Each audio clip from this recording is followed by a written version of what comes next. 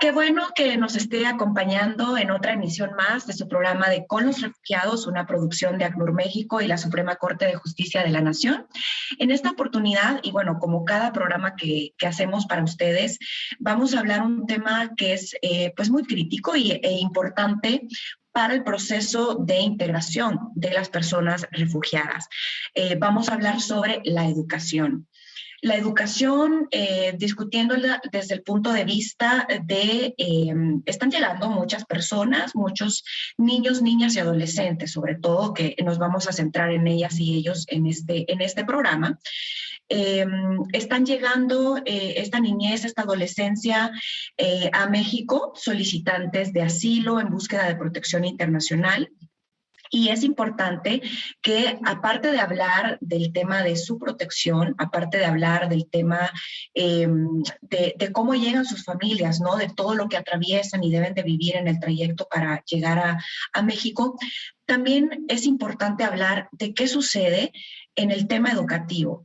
Estos chicos, estas chicas, adolescentes, niñas, niños, dejan procesos educativos en sus países. A lo mejor algunos la han dejado hace bastante tiempo en medio de la situación que se vive en su país de origen. Entonces, ¿qué se está haciendo en México para poder garantizar esta educación básica, digamos, a esta niñez y adolescencia? ¿Cómo afecta que las niñas y niños y adolescentes hayan dejado su país, hayan dejado esta educación en su país? ¿Cómo les afecta enfrentarse a una nueva sociedad, ¿no? A nuevas comunidades donde empiezan una nueva oportunidad de vida junto a sus familias? De eso vamos a estar hablando en este programa. Quiero presentarles a los panelistas de hoy. Me acompaña José Luis Gutiérrez, él es director encargado de vinculación internacional en la coordinación académica de la Subsecretaría de Educación Básica, pues de la SEP. Bienvenido, José Luis, y muchas gracias por estarnos acompañando. Gracias por la invitación. Gracias. Además nos acompaña Germán Gutiérrez, él es director de Atención y Vinculación Institucional de la COMAR, la Comisión Mexicana de Ayuda a Refugiados. Gracias, Germán, también por la oportunidad de tenerte en este programa. Buenos días a todas y a todos y muchas gracias por la invitación.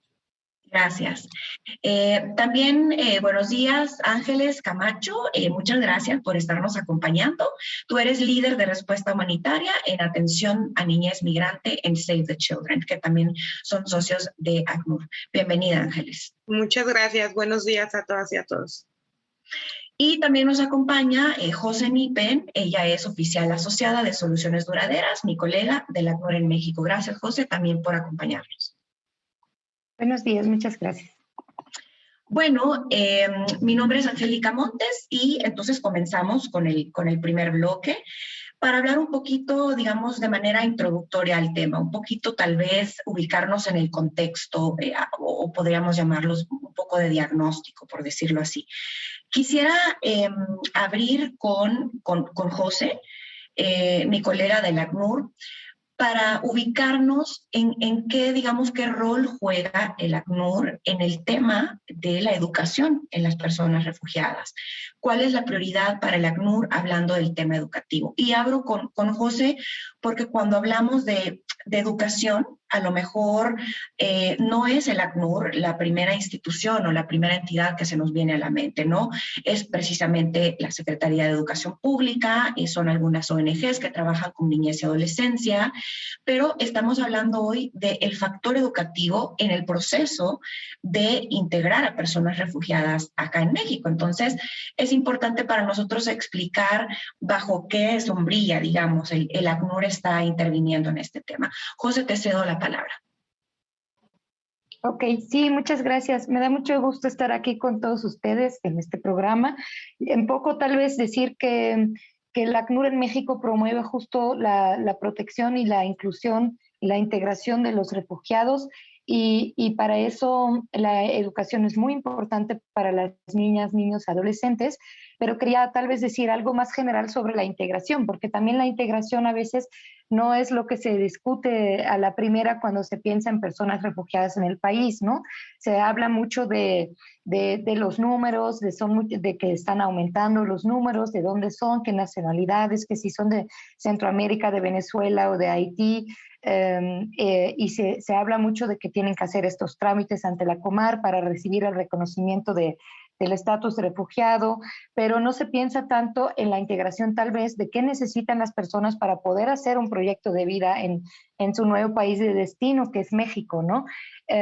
Y se necesita mucho acompañamiento. Eso es algo que desde las autoridades, desde los organismos internacionales y también desde las organizaciones de la sociedad civil, porque no se da de manera natural o espontánea toda esta integración que tiene que ver con acceso a derechos económicos y sociales, ¿no? Como el trabajo, como pues el poder acceder a programas sociales y servicios públicos como la salud, es muy importante ahora en la pandemia, bueno, siempre, pero ahora más.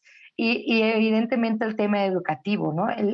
Las niñas, niños, adolescentes, como decía Sanji, las personas vienen en familia, vienen con niños, vienen con un montón de diversidad, ¿no? De diferentes grupos, composiciones familiares, pero los niños pues necesitan lo más pronto posible poder estar en escuelas, ¿no? Para no perder justo también, porque para todos los niños es un derecho humano y es muy importante, ¿no? Para su desarrollo como personas, mexicanos y de cualquier nacionalidad, pero para niños refugiados creo que es todavía más importante este factor porque la escuela les da justo este espacio, ¿no? De seguridad que lo perdieron por el desplazamiento forzado, por todo lo que han vivido en su país de origen, en su proceso para llegar a México.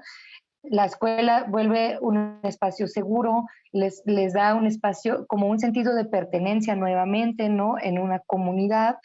Y además, también para su familia es importante que el niño o niña esté en la escuela porque también el padre, la madre, tutor participa en esta comunidad educativa, entonces les ayuda también a toda la familia a ser como incluida en una comunidad, que los niños estén en la escuela, ¿no? Y bueno, en el ACNUR acompañamos este proceso, informando a las personas sobre este derecho, informando a las facilidades que tiene el marco legal de México, que seguramente se va a comentar más desde la parte de la SEP de qué estoy hablando, de que México facilita esta inclusión en las escuelas. También si las personas tienen alguna dificultad pueden, por ejemplo, para cubrir algunos gastos, el ACNUR tiene apoyos específicos. Cuando las personas nos muestran, por ejemplo, su comprobante de inscripción, pueden ir al ACNUR y solicitar apoyo para algunos gastos, que la educación es gratuita, ¿no? Pero la pública es gratuita, pero hay algunos gastos como conexos, como los útiles escolares, como a los uniformes y otras cosas, ¿no? Entonces ahí apoyamos también para incentivar a las familias de sí inscribir a sus hijas, hijos en las escuelas, porque pues a veces los retos están de ambos lados, ¿no? De tanto las escuelas como de las propias familias que no saben muy bien cómo hacerlo. Entonces, eso es el rol del ACNUR y la importancia, un poco reiterando lo que ya habías dicho, de la educación para esta población. Gracias, José, por contextualizar un poco cuál es la perspectiva del ACNUR y por qué es una prioridad también para la agencia este tema. Me gustaría continuar con Germán de Comar, la Comisión Mexicana de Ayuda a Refugiados, justo como para hacer este hilo, digamos, conductor, desde que las familias entonces están llegando, ya dijo José que lo que puede significar para ellos, lo que atraviesan, lo hemos hablado en otros programas, entonces llegan a México, ¿no? Y es la Comar, digamos, la institución que vela, ¿no? Por su protección también, por asistirles en este proceso para poder obtener el reconocimiento de la condición de refugiados. Entonces, Germán, a lo mejor puedo poner la pregunta sobre la mesa. ¿Cuántos, tiene la Comar el dato, por ejemplo, de cuántos niños, niñas, adolescentes en edad escolar están llegando a México? ¿Dónde se encuentran? ¿O cómo ven, cuál sería el comentario, digamos, principal de ustedes en el tema de la educación? Y bueno, pues antes que nada, muchísimas gracias por la invitación a la Suprema Corte de Justicia de la Nación, a la Dirección General de Justicia TV y también a la GRUP por esta oportunidad. Pues señalar un poquito la Comisión Mexicana de Ayuda a Refugiados, como ya lo habían explicado, somos la dependencia de gobierno que nos encargamos de otorgar cuando es necesario la protección internacional a aquellas personas que huyen de sus países por encontrarse en riesgo ante pues, alguna violación masiva de derechos humanos, alguna violencia generalizada. No termina ahí la labor de la Comar. La labor de la Comar permanece con esta población ya refugiada o que tiene una protección complementaria otorgada. Y bueno, pues nosotros intentamos o trabajamos para que esta integración sea completa. Nosotros vemos temas muy específicos en materia de educación, en materia de integración, como el acceso a la salud, el acceso a la educación, obviamente la documentación e identidad y la inclusión laboral. Bueno, en ese sentido, nosotros sí tenemos identificados algunos números en cuanto a niñez migrante. Tenemos por ahí el dato. Bueno, nosotros básicamente lo dividimos en dos: los niños, niñas o adolescentes que se encuentran separados y aquellos que se encuentran acompañados, ¿no? De enero a julio de 2021 se han recibido por parte de Comar 11.706 niñas, niños y adolescentes acompañados, de los cuales 7.007 son hondureños, 1.703 son de nacionalidad chilena, 1.017 de Haití, 990 procedentes de El Salvador y 989 de Brasil. Sí queremos hacer la aclaración de que esos niños, niñas o adolescentes de Brasil y de Chile son generalmente hijos de padres haitianos que ya han salido de su país previamente, se encuentran en un tercer país y luego vienen a México en busca de protección internacional. Por otro lado, tenemos también el dato de los niños no acompañados, que obviamente pues, por ese solo hecho pues, representa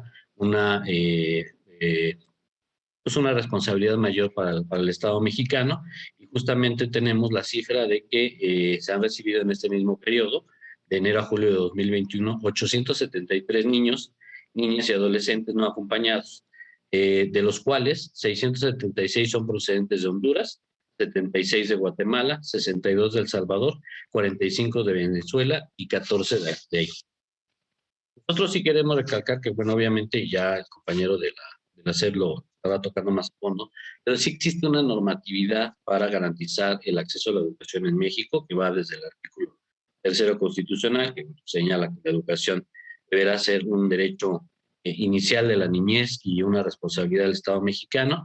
También está muy importante el artículo 8 de la Ley de Migración, que señala que independientemente de la situación migratoria de las personas cuando se encuentran en territorio nacional, tienen acceso a la educación, ¿no?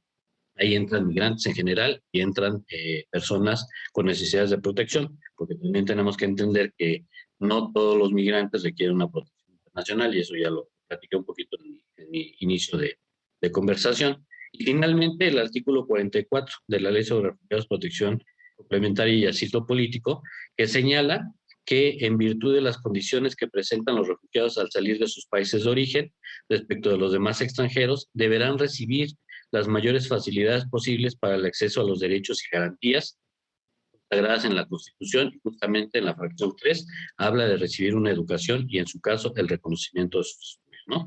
Entonces, pues sí, nosotros creemos que la integración de estas personas a la sociedad mexicana es primordial. Ya son personas que van a formar parte de nosotros, y que lo mejor que podemos hacer es procurar su integración a nuestra sociedad, y justamente en eso está el tema de la educación, el cual queremos primordial, porque justamente estas personas salen de sus lugares de origen muchas veces, además de por una persecución, también por falta de oportunidad, ¿no? Entonces es muy importante trabajar en esto. Por supuesto, son datos muy importantes en el sentido de que pues, revelan también la proporción de niñas, niños y adolescentes que están llegando a México, y que son parte de un dato, y fíjense que lo hemos hablado antes, de la población refugiada a nivel mundial. Un poquito más del 40% lo constituyen niñez y adolescencia. Es decir, estamos hablando que es una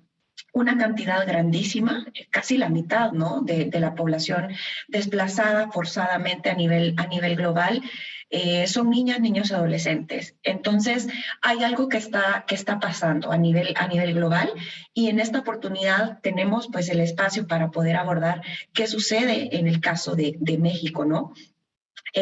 Al terminar, tengo que hacer ya un corte en este bloque, pero vamos a regresar el segundo bloque con José Luis, de la Secretaría de Educación Pública, y con Ángeles Camacho, de Save the Children. Primero, para entender un poquito, tal vez con Ángeles abriría el segundo bloque, de cómo le afecta a una niña, niño o adolescente desarraigarse de su país de origen. ¿Qué sucede con ese proceso que queda pendiente, ¿no?, que queda paralizado, y cuáles son un poco los impactos en su proceso de aprendizaje una vez que intenta, digamos, integrarse a alguna escuela acá en México? Además, dicho eso, relacionado con el COVID, porque también podemos decir que quizás muchos de los avances que se habían estado teniendo en el tema de básica, de secundaria, incluso de educación superior, se ven un poco amenazados, ¿no? Ahora, por lo que hemos estado sufriendo con relación a la pandemia. La educación ahora es a distancia, y a lo mejor muchas niñas, niños y adolescentes que tenían sus clases presenciales, a lo mejor en su país de origen, hoy no las tienen ni presenciales tampoco acá en México. Entonces, ¿cómo ha afectado esta parte? Y con José Luis, pues ya un poquito ahondando en el detalle de cuáles son los mecanismos, ¿no?, de la Secretaría de Educación Pública para fortalecer y garantizar el acceso, el derecho al acceso a la educación. Vamos a hacer el corte y ya regresamos. Continuamos hablando sobre la educación en el proceso de integración de las personas refugiadas. Y quiero, digamos, hacer un poquito la aclaración que no hemos enfocado el tema en el proceso de integración, ¿no?, por hablar de cuál es la situación ya una vez que están en México. Pero también es importante pensar qué sucedió con la educación de esta niñez y adolescencia una vez que salieron de su país de origen. ¿Qué traen cargando estos chicos y chicas en su trayecto, en su llegada, en su proceso? Voy con Ángeles, como decíamos en el bloque 1. Desde Save the Children, bueno, ¿cómo ven a las niñas, niños y adolescentes que están llegando al país? ¿Qué significa para una niña, un adolescente, desarraigarse, desplazarse forzosamente con su familia, incluso algunos sin su familia, ¿no? Como decía Germán, no acompañados, separados. ¿Cómo enfrentan los temas de aprendizaje o temas emocionales, que también son muy importantes hablarlos? Ángeles, adelante. Muchas gracias, Angie. Y sí, sin duda bueno, nosotros hemos notado que algo que es sumamente importante trabajar con las niñas, niños y adolescentes que llegan a México es el tema emocional. Tenemos que trabajar la atención psicoemocional, ya que muchas niñas y niños vienen con miedos, vienen con historias muy fuertes de todo de lo que vivieron no solo en su país, sino durante el trayecto, y todavía en ocasiones lo que les falta para llegar a la ciudad donde se quieren establecer. Notamos que muchas niñas y niños tienen conductas o comportamientos que no están de acuerdo a la edad o etapa del desarrollo, y que pues enfrentan estos temores, estos miedos, este descontrol de emociones, y muchas veces pues las representan a través de agresividad, a través de estar retraídos en las actividades, etcétera, y que también pues les falta mucho estos espacios de juego y de protección para que las niñas y niños sigan siendo niñas y niños en el espacio y en el contexto humanitario en el cual se encuentran en este momento. Lo que ha ayudado mucho es que en los espacios donde se establecen temporalmente o de manera permanente, las familias empiezan a tejer estas redes de apoyo con otras niñas y niños. Entonces empiezan a generar espacios de juego, empiezan a generar espacios de socialización y empiezan a sentirse acompañados en el proceso emocional. Sin embargo, es sumamente importante que sí haya un acompañamiento profesional para todas las niñas y niños que están en este proceso de movilidad o que ya son refugiados en México. Hoy en día, el tema de la pandemia, retomando un poco, también nos ha invitado orientado en todos los niveles a repensar el tema de la atención y de la salud mental, y que creo que expone lo frágil que pueden ser nuestras emociones y lo importante que es trabajarla y fortalecerla. Es por ello que para la niñez refugiada necesitamos generar acompañamientos que ayuden a identificar sus emociones, a nombrarlas, a regularlas y a trabajarlas, porque eso es lo que va a permitir que su proceso educativo, que la integración al proceso educativo sea mucho más adecuado que el que hoy en día pueden tener. ¿Qué pasa en temas de educación? Pues se generan rezagos educativos. Es sumamente importante que una vez que una niña, un niño o adolescente es reconocido como refugiado, de manera casi inmediata pueda recuperar la rutina de su vida, y esto incluye la educación. Entre más tardado sea el regreso a las escuelas, más difícil va a ser generar la permanencia educativa, porque muchas niñas y niños pues empiezan a desertar, empiezan a haber rezagos educativos, y pues es importante que las y los docentes, incluso la propia comunidad educativa, pueda acompañar este proceso de aprendizaje y de adaptación a un nuevo contexto, porque es cierto que muchas niñas y niños pues tienen conocimientos un tanto diferentes a los que se establecen en México, y pues hay que hacer adicionalmente al regreso a clases un acompañamiento muy puntual de regularización con las niñas, niños y adolescentes. Pero el reto más grande es lograr la inserción escolar para disminuir el rezago educativo y la deserción de niñas, niños y adolescentes que son reconocidos ya como refugiados, especialmente con adolescentes no acompañados que regularmente tienen ya establecido un plan de vida cuando llegan en México, tienen como un imaginario muy claro de que van a llegar, van a trabajar para apoyar a sus familias, y entonces tenemos que encontrar a nivel nacional las estrategias para empujar la inserción escolar de las y los adolescentes y generar las condiciones para que ellos puedan sentirse tranquilos en el regreso a clases y saber que esto va a sumar a su plan de vida y a sus metas a futuro. Muchas gracias, Ángeles, también por compartir este punto que yo creo que es muy, muy importante, así como los primeros días de vida de un niño o de una persona, pues son críticos para su desarrollo en todos los sentidos. Hablar de la educación y de la inserción e integración de la niñez y adolescencia en su proceso educativo, sin duda que tiene mucho que ver con una vez que se convierta en adulto, ¿no? Estas fortalezas que tendrá o debilidades que podría presentar, su éxito en el tema laboral, profesional, etcétera. Es decir, estamos hablando de un tema sumamente importante. José Luis, tú eres de la Secretaría de Educación Pública, director del área de vinculación internacional, ¿no? Es un trabajo y un reto que se escucha como muy, muy grande, ¿no? Y al final hablar de este proceso de integración también es de corresponsabilidad. Pero ustedes, sin duda, en la Secretaría de Educación Pública, pues son la institución, digamos, que garantiza, ¿no? Este tipo de mecanismos para apoyar a la niñez y adolescencia, no solo las refugiadas, sino que no importa de dónde lleguen, ¿no? ¿Cuáles son los mecanismos que ustedes están manejando para garantizar este acceso a la educación? Por ejemplo, pienso una pregunta como muy general, ¿no? Básica que se me viene, podría ser, si una familia que acaba de llegar, porque pues llegan en cualquier momento, incluso el ciclo escolar es diferente para Centroamérica, ¿no? Y para México es muy diferente. En Centroamérica es de febrero a diciembre, noviembre, y aquí empieza junio, agosto y termina a mitad del siguiente año. Entonces, solo eso ya es algo muy diferente.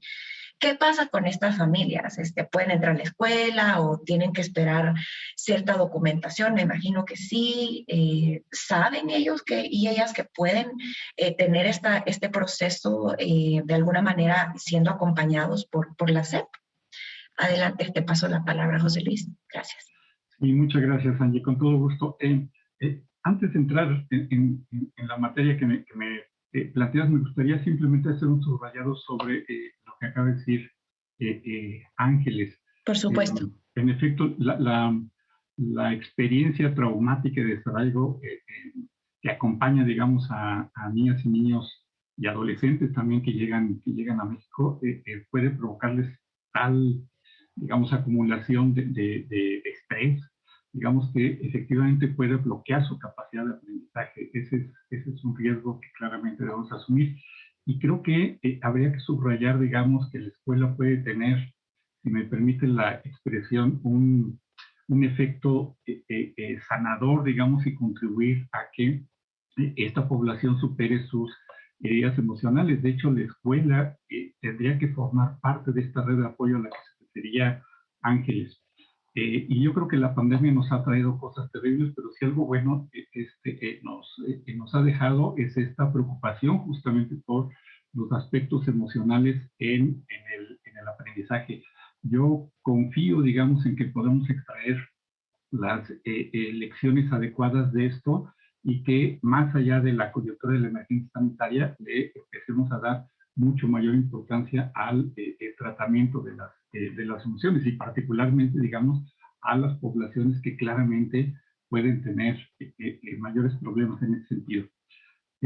Ahora bien, atendiendo ya específicamente la pregunta que planteas, empiezo subrayando lo que ya adelantaba el maestro Germán Gutiérrez de Comar, diciendo que tenemos una normatividad claramente garantista.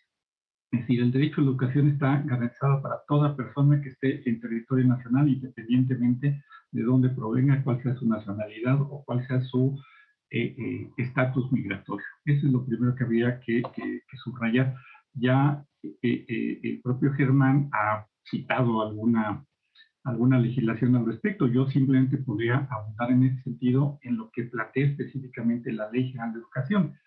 En su artículo 5 dice que este derecho a educación es universal. Ajá. El artículo 6 determina que la educación desde preescolar hasta educación media superior es obligatoria y no distingue, digamos, entre nacionales y no nacionales. Es obligatoria para todos. Y algo que puede ser muy importante que está en conexión con la pregunta que planteas es que el artículo 9 de esta ley señala que se deberá facilitar el acceso a la educación básica y media superior, aun cuando los solicitantes carezcan de documentos académicos o de identidad. Esto es fundamental porque la normatividad, insisto, es garantista, pero donde se atoran las cosas suele ser ya en la práctica. ¿Qué es lo que ocurre? Que cuando los padres, las madres, los tutores se acercan a las escuelas, pues les suelen pedir una serie de documentos que pueden no tener en ese momento. La legislación es muy clara, no puede estar condicionada la inscripción a la entrega de esos documentos. 1. 2. Niñas, niños y adolescentes en esta condición pueden inscribirse en cualquier momento del ciclo escolar. Idealmente, los que están ya en México, pues lo mejor es que lo hagan en los tiempos y en los plazos oficiales. Pero si por razones justamente de su condición y del momento en que arribaron lo tienen que hacer en otro momento, no deberían de encontrar ningún obstáculo en este sentido. Cuando estos se presentan, es importante que estas personas acudan a las instancias correspondientes. Evidentemente puede ser Comar, puede ser ACNUR, puede ser alguna organización civil como Save the Children, digamos, que está dando seguimiento a estos casos, o pueden acudir directamente a los servicios de control escolar de cada entidad federativa, o directamente a la SEP, específicamente la Subsecretaría de Educación Básica. Eso es lo que podría decir de entrada, pero siempre subrayando que hay un desfase, digamos, entre lo que marca la normatividad y lo que se da en la práctica, lo cual nos lleva, digamos, a subrayar la importancia de la información, la capacitación y la formación, incluso formación en derechos humanos. Muchísimas gracias, José Luis. Es muy interesante escuchar tu intervención y pensando en este tema justo. que la documentación para las personas que llegan a México es todo un tema, ¿no? Primero el tema de información. Muchas de estas personas, lo hemos dicho antes, ni siquiera se reconocen como personas con necesidad de protección internacional, ¿no? No se reconocen como personas que pueden solicitar asilo y que pueden ser refugiados. Eso número uno. Mucho menos pensaría yo que pueden tener esta comprensión, ¿no? De cuáles son los procesos de acompañamiento que pueden recibir. Es importante escuchar decirte que las niñas, niños y adolescentes, no importa de dónde lleguen, deben de buscar inscribirse en un proceso educativo, en una escuela, para que justo para que su educación no se vea suspendida. Su derecho viaja con ellos, su derecho va con ellos y ellas, y debe de garantizarse. Entonces, voy con Germán de nuevo, porque yo también entiendo que muchos procesos pues son complejos, ¿no? En general, para este tema de la solicitud de asilo. Pues debido a que hay desconocimiento, muchas familias pues no traen documentación oportuna, ¿no? Para iniciar el proceso. Incluso ahora también el tema de la capacidad, ¿no? que tienen las instituciones para responder al fenómeno que estamos atravesando. Ustedes, Germán, son, digamos, el enlace o son el vínculo con las entidades federativas, por ejemplo, también para facilitar estos procesos. ¿Cómo hace la Comar para apoyar ya en la práctica en estos temas a las familias? Es decir, en un tema de documentación o siendo el enlace con las entidades. ¿Qué tipo digamos, de hallazgos tienen ustedes que son la parte del proceso más complicado en la que ustedes tienen pues este deber, ¿no? De apoyarles? Gracias. Pues mira, te comento antes que nada como preámbulo que cuando una persona es solicitante del reconocimiento de la condición de refugiado, le asiste el derecho de tener una condición de estancia de visitante por razones humanitarias en primera instancia. Es decir, ya no está de manera irregular en territorio nacional desde el momento en que solicita refugio, además de garantizarse su de no devolución a su país. Esta condición de estancia de estas personas que se les otorga los hace también acreedores a una clave única de registro de población temporal, que es la que se le entrega y que sirve de llave para el acceso a muchos servicios, incluso no es un documento de identidad, pues sirve de acceso incluso también a temas de educación. Ya a las personas que son refugiadas o que tienen protección complementaria, les asiste otro derecho distinto, mejor, que es el de una residencia permanente, ya no tiene que estar renovando y demás, y además ya su CURP se convierte en definitivo. Entonces, estas serían como las llaves. Bueno, decirles que desde la Comar nosotros, en coordinación con RENAPO, emitimos esas CURPs para la población objetivo que tenemos.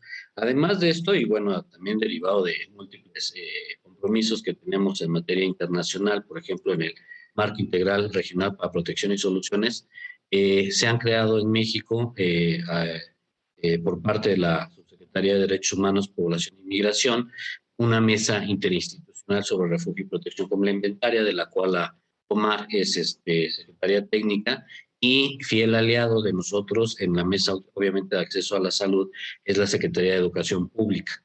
Y otros actores muy, muy importantes, como los que nos encontramos aquí, justamente el Alto Comisionado de las Naciones Unidas para los Refugiados, y también tiene participación, obviamente, en este mecanismo, tanto otras agencias internacionales como organizaciones de la sociedad civil. Entre ellos también se encuentra obviamente Save the Children, Sin Fronteras IAP, Programa Casa Refugiados, por mencionar algunos. Una disculpa para todos aquellos que no podemos mencionar en este momento por falta de tiempo, pero la labor es esa. Nosotros en esas mesas temáticas lo que hacemos es un diagnóstico de si existe alguna problemática o alguna brecha para que las personas puedan acceder a esos servicios, y lo que hacemos es tocarlo directamente los temas con la Secretaría de Educación Pública en el tema de salud, y la verdad es que hemos tenido bastante buenos resultados. Nosotros hemos tenido mesas con varias subsecretarías de la Secretaría de Educación Pública. Por ejemplo, el 26 de noviembre de 2020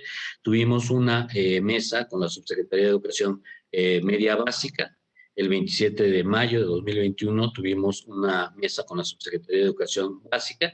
¿Qué hemos logrado? Hemos logrado, por ejemplo, en el tema de la educación media superior, perdón, me había equivocado, en el tema de educación media superior, hemos logrado que haya habido una instrucción en todo el sistema de ese nivel educativo para que los documentos del Instituto Nacional de Migración, que son las tarjetas de visitante por razones humanitarias y las tarjetas de residente permanente, les sean aceptados como documento de identificación justamente. Entonces, era algo que a lo mejor pues nos había escapado de las manos a nosotros, a la SEP, etcétera, pero bueno, que ya se está haciendo, ¿no? Hemos también trabajado, por ejemplo, con la Dirección General de Becas Benito Juárez. Anteriormente estas becas única y exclusivamente eran para personas mexicanas, y ahora hemos logrado una partida especial con ellos para el otorgamiento de becas para la población objetivo de Comar, los refugiados, los solicitantes. El único requisito es que acrediten que están cursando un nivel académico y, bueno, obviamente que son población objetivo de Comar, y entonces automáticamente, según el grado o el nivel de estudios en el que están, se les da distintos tipos de apoyo, y esto va desde educación básica, primaria, secundaria, preparatoria, e incluso universidad y estudios de posgrado, porque también tenemos que entender que las personas que llegan a México tienen muy distintos niveles de educación. Por ejemplo, hablando de personas procedentes de Centroamérica, pues tienen un promedio de 7.3 años, 7.8 años de estudios, cuando a lo mejor una persona ya procedente de Cuba o de Venezuela están entre los 13 y 14.2 años de estudios. Estos datos los sacamos de un estudio muy importante que es de perfiles y dinámicas y perspectivas en torno a la situación de las personas refugiadas en México, que hizo el COLEF, obviamente con el auspicio y el apoyo de la ACNUR, ¿no? Entonces, son estudios muy importantes que se han hecho. Sí sabemos cuáles son las necesidades educativas de nuestra población, y esto, obviamente, pues en alianza con la autoridad competente, que es la SEP, pues hemos venido acortando o eliminando estas brechas que tenemos para la educación de nuestra población. Gracias, Germán, también por darnos un poco de luz, ¿no? en este tema muy, muy interesante. Tengo que hacer una nueva pausa. El tiempo realmente no se ha sentido en este programa, pero ha estado muy, muy interesante, y yo creo que da también para hacer un segundo programa, porque hemos puesto en la conversación varios temas que yo creo que son muy relevantes tocarlos y darles un espacio específico a esos. Justo ahora que hablas de las alianzas, de vinculación con autoridades, etcétera, vamos a venir con un poquito de eso para cerrar el programa ya en el tercer bloque. Así que bueno, nos vamos a la pausa y ya venimos. Último bloque del programa de Con los Refugiados, hablando sobre la educación en el proceso de integración de las personas refugiadas, más bien de la niñez y adolescencia para efectos de este programa. Le paso la palabra a José Nipen de la ACNUR en México, oficial de Soluciones Duraderas, para comentar un poquito, y casi que sería ya de las últimas intervenciones, José, sobre la vinculación o cómo se articula el ACNUR con otras instituciones o organizaciones o entidades. Ok, sí, muchas gracias. Un poco como hemos escuchado ahora de la Comar, de la SEP, de Save the Children, se hacen todos estos esfuerzos de hacer, bueno, política pública, y además informar siempre a la población para que inscriban a sus hijas y hijos lo más pronto posible, ¿no? Y hay algunos retos. Entonces, por ejemplo, algo que nosotros siempre nos gusta enfatizar es que si bien los números que se mencionaba de niñas, niños, adolescentes refugiados en el país están aumentando, sigue siendo un número relativamente bajo si pensamos en el tamaño de país que somos, las instituciones fuertes que tenemos, el número de escuelas que hay en el país. No debería ser ningún problema absorber a estos niños en las escuelas públicas, ¿no? Algo que vemos luego es que sí existen retos por el desconocimiento a veces de tal vez directivos o las propias personas refugiadas y la comunidad. También retos en términos de que algunas escuelas literalmente están, pues, por ejemplo, en el sur del país tienen carencias que son un poco estructurales, ¿no? Que tienen dificultades para absorber a todos los niños, incluyendo mexicanos, porque tienen pues algunas necesidades materiales que no están resueltas, ¿no? Entonces el ACNUR también trata de apoyar en ese sentido. Por ejemplo, hemos hecho un diagnóstico con otras agencias de Naciones Unidas, UNICEF, UNESCO y PNUD, para entender las necesidades que tienen algunas escuelas en el sur, en particular en comunidades de acogida, por ejemplo, en Tapachula, en Palenque, en Chiapas ambos, y en Tenosique, Tabasco, para entender cómo podemos apoyar también a estas escuelas que tienen pues necesidades materiales, por ejemplo, con algunos apoyos puntuales. Por ejemplo, en alguna ocasión hemos donado pupitres, ¿no? A escuelas en Tapachula. Entonces, eso es algo que queremos desde Naciones Unidas continuar haciendo de manera estructurada, en diálogo con las autoridades, para apoyar y agradecer también a las comunidades y las escuelas que son muy solidarias con los refugiados, que existen muchas, para poder absorber a todas las niñas, niños, adolescentes que quieran inscribirse. Entonces, eso es algo que me gustaría mencionar. Bueno, obviamente trabajamos con organizaciones también como Save the Children y otras en diferentes localidades para facilitar, para dar apoyo a las familias, ¿no? Y tal vez algo que me gustaría mencionar también de las mesas que dijo el licenciado Gutiérrez, de las mesas interinstitucionales, ahí participamos también para otros temas, no solo la educación, pero también para el tema de la documentación, para que sea expedida de forma más ágil posible, para que haya menos familias y niños que no tienen documentación, porque sí deberían de poder tenerla. Y cuando no la tienen, lo bueno es que el marco normativo en educación permite el ingreso. Pero entonces hay que trabajar siempre en diferentes frentes a la vez. Y una cosa también que es bueno mencionar, yo creo, es que en esta situación de la pandemia, la SEP tiene esta estrategia de regreso a clases, donde vimos y que pensamos que ha sido muy importante, que se incluyó la población refugiada en esa estrategia de manera particular para atender pues los retos que tiene esta población para el regreso a clases. Gracias, José. Un listado, sin duda, ¿no? De esfuerzos y mezclado ahí con un poco de oportunidades de mejora en la temática. Voy con Ángeles de Save the Children, porque justo el proceso de integración de la niñez y adolescencia, digamos, incluye y tiene una parte fundamental la comunidad que recibe a estas familias, ¿no? Las comunidades donde ahora residen, donde ahora viven. Ustedes como Save the Children y digamos en representación de sociedad civil, ¿cuáles son algunos esfuerzos que me gustaría destacar que se están haciendo justo para poder fortalecer este proceso de integración de las chicas y los chicos en las comunidades? Y justo también un poquito hablando del tema, por ejemplo, discriminación, que es algo muy importante, muy básico de hablar, y que si esta barrera no se reduce, no se elimina, vamos a decirlo así, pues el proceso de integración tampoco tendría éxito, ¿no? Ángeles. Muchas gracias, Angie. Y efectivamente creo que desde la sociedad civil se han sumado muchos esfuerzos, tanto con agencias, organismos internacionales, como con instituciones de gobierno, para poder encontrar los caminos o las formas para poder trabajar la integración. Creo que estos espacios son sumamente importantes porque hablar de integración hoy nos lleva a que México se ha vuelto un país de acogida, y que entonces tenemos que sumar todos los esfuerzos a crear todas las estrategias y a fortalecer todos los componentes que implica la integración en nuestro país. Desde sociedad civil creo que uno de los esfuerzos que más encaminamos está muy relacionado a informar a la población, y no solo a la población refugiada, sino también a la población de acogida, para que podamos disminuir, como bien mencionas, esta discriminación que hoy se da, y poder romper las barreras a las cuales nos enfrentamos.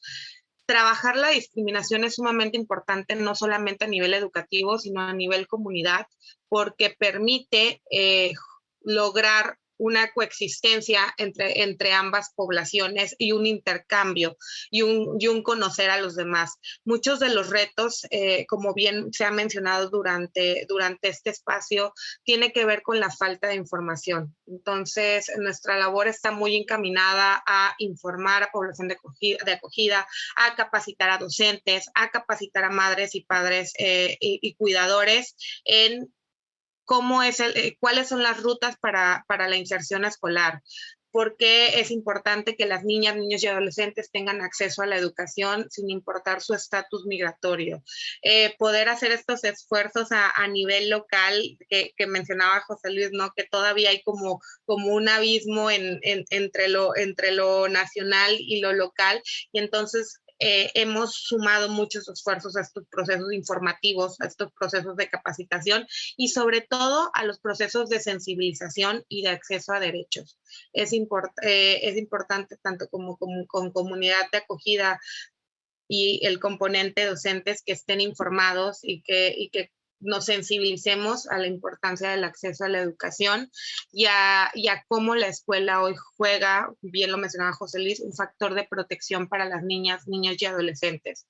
Y yo cerraría ya mi participación compartiendo que todos los espacios y todos los esfuerzos que se están generando en torno a la niñez suman, porque siempre que hay un contexto de crisis humanitaria, la niñez es la que queda como a lo último, y entonces posicionarla y reconocerla y escuchar su voz siempre es muy importante para saber qué necesitan y cómo les acompañamos. Gracias, Ángeles. Me alegra mucho compartir, ¿no? Y conversar con ustedes justo el tema del regreso a clases, José Luis, y saber que cada vez se está tomando más en cuenta, ¿no? A la población refugiada, que es pues nuestra población de interés o el mandato del ACNUR. José Luis, voy contigo para que nos hables un poquito de este esfuerzo que se ha estado haciendo, que es muy relevante y es bastante alentador, digamos.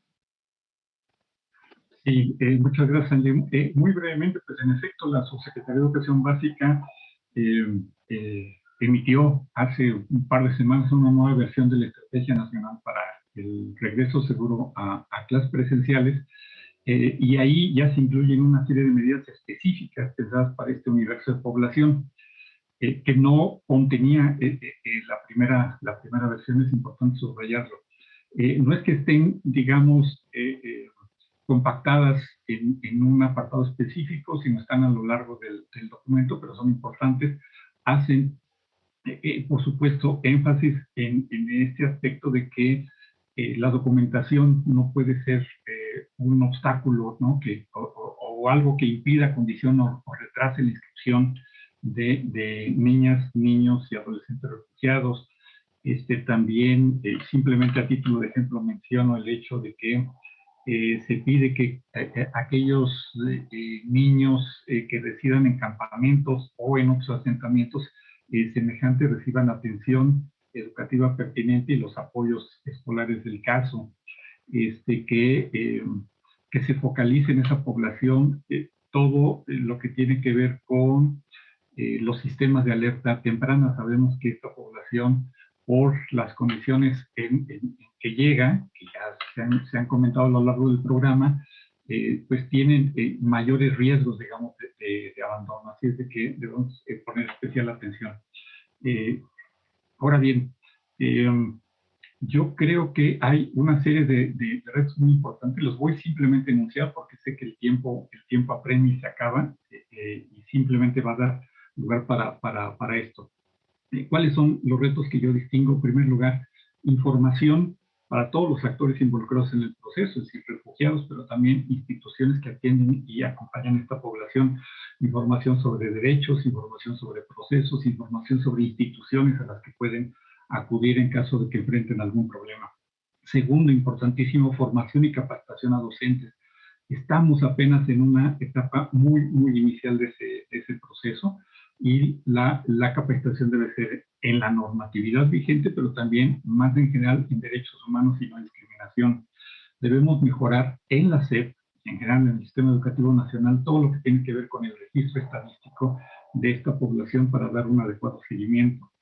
Cuarto, el desarrollo de una propuesta integral de educación inclusiva. Creo que ahí nos va a ayudar la existencia de una estrategia nacional en la materia, Estrategia Nacional de Educación Inclusiva, que nos permita cerrar las brechas de desigualdad y, en último lugar, haciendo alusión a lo que refería ya Ángeles, desarrollar protocolos, digamos, de integración y no discriminación. Me parece que es una condición importantísima tener escuelas libres de discriminación. Ningún niño que es objeto de acoso, de violencia y discriminación está en condiciones de aprender, porque va a dedicar toda su energía a defenderse, digamos, de las agresiones de que es objeto. Así es que es una tarea importantísima, ¿no? Liberar energía para volcarla al proceso de aprendizaje. Muchas gracias, José Luis, por también enlistar, digamos, un poco los esfuerzos que se están realizando, pero también hablaste de algunos retos que quedan, digamos, en el tintero aún, pues, y que se está trabajando, y es un tema también de corresponsabilidad, como lo hemos dicho a lo largo del programa. Por ejemplo, yo pude tomar nota de algunos, información, por ejemplo, para la población, ¿no? Solicitante de asilo, población refugiada, informarse sobre los procesos y su derecho, ¿no? ¿Cómo se hace este proceso exactamente? La documentación, pues que ya hablamos, justo el tema de que vamos de lo general a lo local, ¿no? Que la norma muchas veces en la práctica pues es un poco compleja, ¿no? Tenerla que se concrete.